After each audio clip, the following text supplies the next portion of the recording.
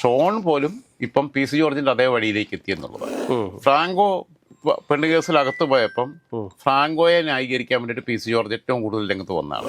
ഈ NM ജോസഫും P C ജോർജും കൂടെ പൂഞ്ഞാറിൽ മത്സരിക്കുന്ന സമയത്ത് അന്ന് അരുവിത്രപ്പള്ളിയിൽ വികാരിയച്ഛനെ പോയി തുണി പൊക്കി കാണിച്ചു.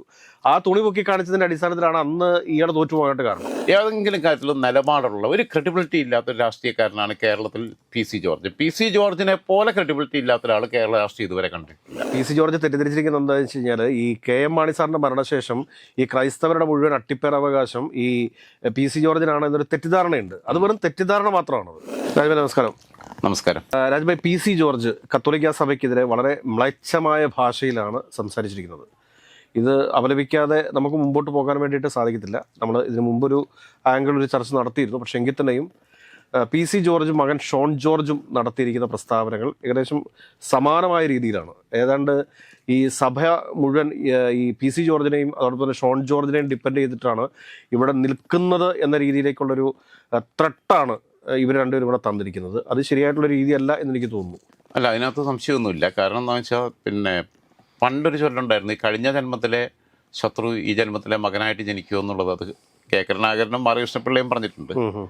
പക്ഷെ തിരിച്ച് പലപ്പോഴും എനിക്ക് തോന്നിയിട്ടുള്ളത് കഴിഞ്ഞ ഏതോ ജന്മത്തിലെ മുജ്ജന്മത്തിലെ ശത്രു ഈ ജന്മത്തിലെ എൻ്റെ അപ്പനായിട്ട് ജനിക്കുമെന്ന് ചില ഷോണിൻ്റെ കാര്യത്തിൽ എനിക്ക് തോന്നിയിട്ടുണ്ടായിരുന്നു. പക്ഷെ ഇപ്പം ഈ വിഷയത്തിനകത്ത് ഷോൺ പൊതുവെ അങ്ങനെ വലിയ വിവരങ്ങളൊന്നും പറയാതെ പോവുകയായിരുന്നു, വലിയ കുഴപ്പമില്ലാതെ.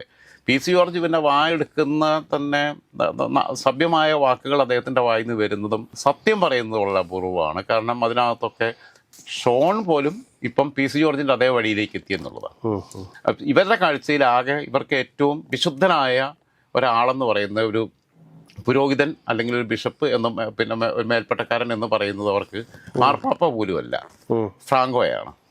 ഫ്രാങ്കോ പെണ്ണ് കേസിൽ അകത്ത് പോയപ്പം ഫ്രാങ്കോയെ ന്യായീകരിക്കാൻ വേണ്ടിയിട്ട് പി സി ജോർജ് ഏറ്റവും കൂടുതൽ രംഗത്ത് വന്ന ആള്. അന്ന് ആ അതിജീവിതമാരായ കന്യാസ്ത്രീകൾക്കെതിരെ വളരെ മ്ലേച്ഛമായ പരാമർശം പരസ്യമായി നടത്തിയിട്ടുള്ള ഒരാളാണ് പിന്നെ പി സി ജോർജ്. പി സി ജോർജ് ഇന്ന് പറഞ്ഞിട്ടുള്ളത് അൺപാർലമെന്ററി ആയിട്ടുള്ള വാക്കുകളാണ്.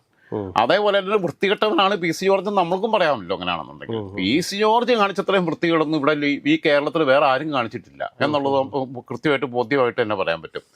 അത് പിന്നെ ദിലീപിന്റെ വിഷയത്തിനകത്ത് എന്തെല്ലാം രീതിയിലാണ് അതിജീവിതയെ ആക്ഷേപിക്കുന്ന രീതിയിലുള്ള പരാമർശങ്ങൾ ഉണ്ടായത്. വേണ്ട, ഷോണിന്റെ അമ്മായിയപ്പനായിട്ടുള്ള ജഗതിയുടെ ഒരു വേദിയിൽ ജഗതിക്ക് മറ്റൊരു ബന്ധത്തിലുള്ള മോള് കയറി വന്നിരുന്നപ്പം പി സി ജോർജ് ആ കൊച്ചിനെ ഇറക്കി വിടാനും ഒക്കെ കൂടെ അവിടെ നിന്ന് ഇത് കാണിച്ചു. അത് സ്വത്ത് കൂടെ വരുമെന്ന് എഴുതിയിട്ടുള്ളതാണ്. അപ്പം ഇങ്ങനെയുള്ള ഒരുപാട് കാര്യങ്ങളുണ്ട്. മാത്രമല്ല, ഏതെങ്കിലും കാര്യത്തിൽ നിലപാടുള്ള ഒരു ക്രെഡിബിലിറ്റി ഇല്ലാത്ത ഒരു രാഷ്ട്രീയക്കാരനാണ് കേരളത്തിൽ പി സി ജോർജ്. പി സി ജോർജിനെ പോലെ ക്രെഡിബിലിറ്റി ഇല്ലാത്ത ഒരാൾ കേരള രാഷ്ട്രീയം ഇതുവരെ കണ്ടിട്ടില്ല. ഒരു സത്യസന്ധതയില്ലാതെ, ഒരു നേരും നെറിയില്ലാതെ, ഇപ്പം പറഞ്ഞത് പിന്നെ സ്വന്തം അപ്പനെ വരെ വേണമെങ്കിൽ നാളെ തള്ളി പറയുന്നതിന് യാതൊരു മടിയുമില്ലാതെ എന്തും വിളിച്ചു പറയുന്ന ഒരാളാണ് P C George. P C George Joseph മാഷെ കൈ വെട്ടിയ സമയത്ത് എന്താ പറഞ്ഞത്? അന്ന് കൈയല്ല തലയായിരുന്നു വെട്ടേണ്ടിയിരുന്നതെന്നാണ് പറഞ്ഞത് ജോസഫ് മാഷിന്റെ. അപ്പം നമ്മളെ മറ്റേ ഇവിടുത്തെ കോളേജിലെ ജോസഫ് മാഷെ പിന്നെ കൈ തീവ്രവാദികൾ വെട്ടിയപ്പോൾ അതിനെ ന്യായീകരിച്ച കൈയല്ലായിരുന്നു, അയാളുടെ തലയായിരുന്നു. അന്ന് പുള്ളിക്ക് SDPI ആവശ്യം ഉണ്ടായിരുന്നു. അങ്ങനെ SDPI പിന്തുണയോടുകൂടി SDPIക്ക് കേരളത്തിലുണ്ടായിരുന്ന ഒരേ ഒരു MLA ആണ് പി സി ജോർജ്. പി സി ജോർജിന് വേണ്ടിയിട്ട് അന്ന് പണിയെടുത്തതും പരസ്യമായിട്ട് പ്രവർത്തിച്ചതും പിന്നെ SDPIക്കാരാണ്. പിന്നീട് SDPIയുടെ രണ്ടാമത്തെ MLA വരുന്നത് രാഹുൽ മാങ്കൂട്ടത്തിലാണ്, പാലക്കാട്. രാഹുൽ മാങ്കൂട്ടത്തിന് വേണ്ടി പരസ്യമായിട്ട് അവർ രംഗത്തിറങ്ങി പ്രകടനം നടത്തി എല്ലാമായിട്ട് വരുന്നത്. അപ്പോൾ അന്ന് പറഞ്ഞത് ഇവരെല്ലാം നല്ലവരാണ്, SDPI നല്ലവരാണ്, അവർ തീവ്രവാദികളല്ല, അവർ ചെയ്തത് ശരിയാണ് എന്ന് പറഞ്ഞാൽ എനിക്കവരെ അടുത്തറിഞ്ഞപ്പോൾ എനിക്ക് മനസ്സിലായതാണ് എന്ന് പറഞ്ഞ് അവർക്ക് വേണ്ടിയിട്ട് പരസ്യമായിട്ട് പത്രസമ്മേളനത്തിൽ പറഞ്ഞ പി സി ജോർജിനെ 2016 നമ്മൾ കണ്ടതാണ്. ആ പി സി ജോർജ് ഇന്ന് SDPIയിലെ തീവ്രവാദികളെ കുറിച്ച് പറയുകയാണെങ്കിൽ കുഴപ്പമില്ല, മുസ്ലിങ്ങളെല്ലാം വർഗീയവാദികളാണെന്നുള്ള രീതിയിൽ മുസ്ലിം വിരുദ്ധത വല്ലാതെ പ്രചരിപ്പിക്കുന്നുണ്ട് പി സി ജോർജ്. അതേ പറഞ്ഞാൽ ഇയാൾക്ക് പല തന്തയ്ക്ക് പറഞ്ഞ സ്വഭാവം കാണിക്കുക എന്നൊക്കെ പറഞ്ഞു കഴിഞ്ഞാൽ ഇതിനാണ് പറയുന്നത്. പുള്ളി ബിഷപ്പ്മാരെ വരെ അങ്ങനെ പറഞ്ഞേക്കുന്ന. ഇപ്പോൾ അവരെ പിന്നെ പള്ളു പറയാന്ന് പറയത്തില്ലേ, പച്ചത്തെറിയാണ് പിന്നെ വിളിച്ചു പറഞ്ഞേക്കുന്നത്. ഞാൻ ആ ബൈറ്റ്സ് കണ്ടു. വേറൊന്നും ഇയാളെന്നോണ ആലോചിക്കേ, നമ്പിനാരായണന്റെ വിഷയത്തിൽ പുള്ളി പറഞ്ഞു, ഞാൻ ഉമ്മൻചാണ്ടിയോട് ഇവരോടൊക്കെ ചെന്നിട്ട് ഞാൻ ഷൗട്ട് ചെയ്തു. ഞാൻ പറഞ്ഞു പിന്നെ മര്യാദയ്ക്ക് അയക്ക് പൈസ കൊടുക്കണം, നഷ്ടപരിഹാരം കൊടുക്കണം എന്ന് പറഞ്ഞു.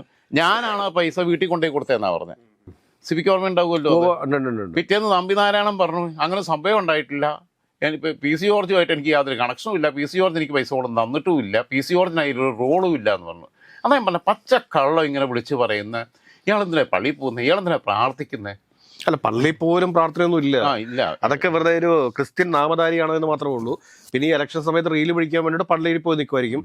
അതായത് ഈ 1987 എനിക്ക് തോന്നുന്നു ഈ NM ജോസഫും PC ജോർജും കൂടെ പൂഞ്ഞാറിൽ മത്സരിക്കുന്ന സമയത്ത് അന്ന് അരുവിത്ര പള്ളിയിൽ വികാരി അച്ഛനെ പോയി തുണി പൊക്കി കാണിച്ചു. ആ തുണി പൊക്കി കാണിച്ചതിന്റെ അടിസ്ഥാനത്തിലാണ് അന്ന് ഇയാളെ തോറ്റുപോകാനായിട്ട് കാരണം. NM ജോസഫിനോട് തോറ്റിരുന്നു. എനിക്ക് 500 താഴെ വോട്ടിന്റെ ഇതിലാണ് തോറ്റുപോയത്. അന്ന് കുതിരയായിരുന്നു ഇയാളുടെ ചിഹ്നം.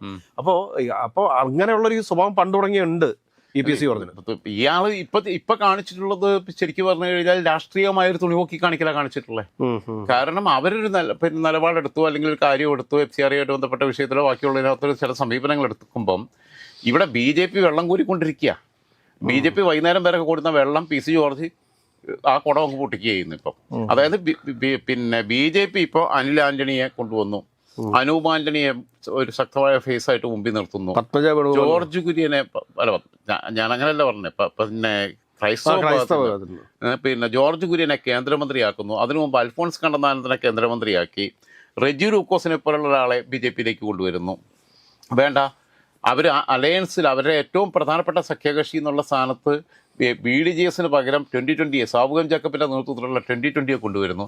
അങ്ങനെ അവർ ക്രൈസ്തവ സമൂഹവുമായിട്ട് അടുക്കാനുള്ള ഒരു ശ്രമം BJP നന്നായിട്ട് നടക്കുമ്പോൾ ഈ പിന്നെ ക്രൈസ്തവ സമൂഹത്തെ BJPയിൽ നിന്ന് അകറ്റുന്നൊരു ഏറ്റവും വലിയ റോള് വഹിച്ചിട്ടുള്ളത് ഇപ്പം PC ജോർജാണ്.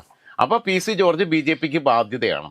ഇയാളെ വായാടിത്തരം നിർത്തിയിട്ടില്ല എന്നുണ്ടെങ്കിൽ BJP ഇവിടെ ക്ലച്ച് പിടിക്കാൻ പോകുന്നില്ല. അല്ല, ഇത് PC ജോർജ് തെറ്റിദ്ധരിച്ചിരിക്കുന്നത് എന്താണെന്ന് വെച്ച് കഴിഞ്ഞാൽ ഈ KM മാണി സാറിന്റെ മരണശേഷം ഈ ക്രൈസ്തവരുടെ മുഴുവൻ അട്ടിപ്പേരവകാശം ഈ PC ജോർജിനാണ് എന്നൊരു തെറ്റിദ്ധാരണയുണ്ട്. അത് വെറും തെറ്റിദ്ധാരണ മാത്രമാണത്. അല്ല, അത് തെളിഞ്ഞല്ലോ. അതായത് പൂഞ്ഞാറിൽ സ്വതന്ത്രനായും ഒറ്റയ്ക്ക് നിന്നിട്ട് മത്സരിച്ച PC ജോർജ് കഴിഞ്ഞ തവണ അവിടെ ഏത് സ്ഥാനത്തെത്തി, എന്താ സ്ഥിതി? ഇപ്പോഴും ഇത് പിന്നെ രണ്ടുപേരും ക്ലച്ച് പിടിക്കാൻ പോകുന്നില്ല എന്നുള്ള പരാജയ ഭീതി എന്നാണ് ഈ പറച്ചിലുണ്ടാവുന്നത്. അല്ലാതെ ഇവിടെ BJP വരണമെന്നോ ഒന്നും ഉള്ളതല്ല, ഞങ്ങൾക്ക് MLA ആവണം എന്നുള്ളത് മാത്രമേ ഉള്ളൂ. അതിനപ്പുറത്തേക്കൊന്നും ഒന്നുമില്ല. മറ്റൊന്ന്, ഉമ്മൻചാണ്ടിയുടെ വിഷയത്തിൽ പിന്നെ ഉമ്മൻചാണ്ടിക്കെതിരെ എത്ര വൃത്തികെട്ട ആരോപണം ഉന്നയിച്ച ഒരാൾ PC ജോർജ് അല്ലേ? പരസ്യമായിട്ടല്ലേ പറഞ്ഞത്? തീർച്ചയായിട്ടും ആള് ഞാൻ കണ്ണിന് കണ്ടു എന്നാ പറഞ്ഞത് അല്ലേ? മോശപ്പെട്ട സീൻ അതെന്താണെന്ന് പറയുന്നത് മരിച്ചുപോയ മനുഷ്യനെ വീണ്ടും ആക്ഷേപിക്കല. അതിന്റെ പേരിലൊക്കെ ആ കുടുംബം അനുഭവിച്ച മനോവേദന എന്താ?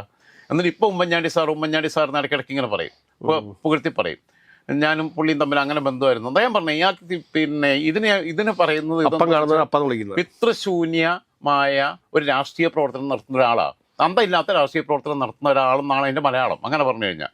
അപ്പം ഈ പറഞ്ഞ ഇയാൾ തന്നെ പിന്നെ സരിത S നായരെ പിന്നെ വിളിക്കുന്നത് നമ്മൾ കേട്ടല്ലോ, ചക്കരപ്പെണ്ണേ എന്ന് പറഞ്ഞാൽ വേറൊരു കാര്യം ചോദിക്കുന്നുണ്ട്. അതല്ല ചോദിച്ചെന്തോ, ചോദിച്ച കാര്യം ഇവിടെ നിന്ന് പറയുന്നത് എന്താ കുഴപ്പം? അയാൾ സെക്ഷൽ ഫേവർ ചോദിച്ചു. സരിത S നായരുമായിട്ട് ഞാൻ ഇതുമായിട്ട് ബന്ധപ്പെട്ട് സംസാരിച്ചിട്ടുണ്ട്. സരിതയോട് ഞാൻ പറഞ്ഞു, സരിത പ്ലാൻ ചെയ്ത് റെക്കോർഡ് ചെയ്യാൻ പോയതല്ലേ. അപ്പം എന്നോട് പറഞ്ഞു, ഞാൻ ഒറ്റയ്ക്കല്ല പോയത്, എനിക്ക് അയാൾ വളരെ വൃത്തികെട്ട മനുഷ്യനാണെന്നുള്ളത് എനിക്ക് കൃത്യമായിട്ട് അറിയാം.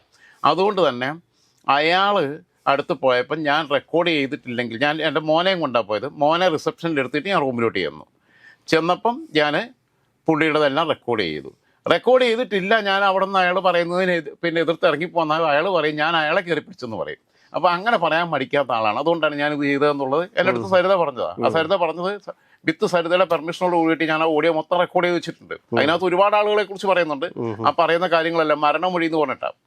അപ്പം ഇതിനകത്ത് പിന്നെ അങ്ങനെ ചക്കരപ്പണ്ണയെന്ന് വിളിച്ച പിന്നെ എന്നിട്ട് പറയാം ഞാൻ എൻ്റെ കൊച്ചുമോളെ വിളിക്കുന്നത് ചക്കരപ്പെണ്ണ എന്നാണ്. എന്തായിരുന്നാലും PC ജോർജ് ഇന്ന് നടത്തിയിട്ടുള്ള ഈ പരാമർശം BJPക്ക് ദീർഘകാലത്തേക്ക് അത് പെട്ടെന്നൊന്നും ആരും മറക്കത്തില്ല. BJPക്ക് അത് വലിയ ബാധ്യതയാവും. PC ജോർജിൻ്റെ നാക്കടക്കി ഇരുന്നിട്ടില്ല എന്നുണ്ടെങ്കിൽ, PC ജോർജിൻ്റെ വൃത്തികേട് പറച്ചിൽ നിർത്തിയിട്ടില്ല എന്നുണ്ടെങ്കിൽ, PC ജോർജ് എന്ന് പറയുന്ന ഈ ഭാരത്തെ തലയിൽ നിന്ന് ഒഴിവാക്കിയിട്ടില്ലെങ്കിൽ BJP എന്താണോ ഉദ്ദേശിക്കുന്നത് അവരെത്ര വേർത്താലും, അവരെത്ര വെയിൽ കൊണ്ടാലും, അവരെത്ര പണിയെടുത്താലും അതെല്ലാം വൃഥാവിലാകുമെന്നുള്ളത് ഇന്ന് ഉറപ്പിച്ച് PC ജോർജ് കാണിച്ചിരിക്കുകയാണ്. കാരണം PC ജോർജ് കാണിച്ചിട്ടുള്ളത് ആൾക്കാർ ഈ പൗരോഹിത്യത്തെയൊക്കെ കാണുന്നത്, എല്ലാ മതത്തിലും അവരെയൊക്കെ കാണുന്നത് ഒരു പ്രത്യേക സ്ഥാനത്താണ്. അതിപ്പോ ഈ പറയുന്ന ജയിലിൽ പോയ പോറ്റിയവരെ അങ്ങനെ കാണുന്നത്. അതിനകത്ത് ഇയാൾ ആകെ നല്ലത് പറഞ്ഞത് ഫ്രാങ്കോയെ കുറിച്ച് മാത്രമാണ്, ബാക്കിയുള്ളവരെല്ലാം ഇപ്പം മോശക്കാരാണെന്നുള്ളതാണ് പറഞ്ഞിരിക്കുന്നത്. അപ്പോൾ ഇയാളുടെ അഭിരുചികൾ എവിടെയാണെന്നുള്ളത് തെളിയിക്കപ്പെട്ടിട്ടുണ്ട്. PC ജോർജ് നാളെ ഇനി മാറ്റി പറയാനും ഞാൻ അങ്ങനെ പറഞ്ഞിട്ടില്ല എന്ന് പറയാനും മടിക്കാത്ത ആളാണ്. ഞാൻ പറഞ്ഞല്ലോ, രാവിലെ എണീറ്റ ഒന്ന് പറയും, വാ തുറക്കുന്നത് ഭക്ഷണം കഴിക്കാനും നുണ പറയാനും കള്ളു കുടിക്കാനും വേണ്ടി മാത്രമായിട്ടുള്ള ഒരാളാണ് PC ജോർജ് എന്ന് ഞാൻ അടിവരയിട്ട് പറയും.